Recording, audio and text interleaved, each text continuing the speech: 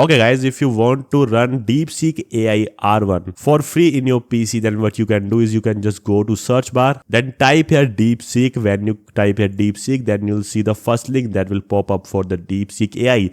Click on that guys. After you click on that, then click on start now guys, and it will require you to make an account. You can just log in with Google guys. If you click on login with Google, then it will redirect you and you will have to select your Google account, then click on continue and it will run guys. As you can see right now, if I want to make it think guys, because it is based on reasoning, right? So what I can do is why human think negatively. If I click on that, then I can just go to DeepSeek R1. Then when I search it, then it will think before telling me anything. As you can see, if I want to see what the AI is thinking, I can just change this toggle button and it will also tell me what it is thinking right now.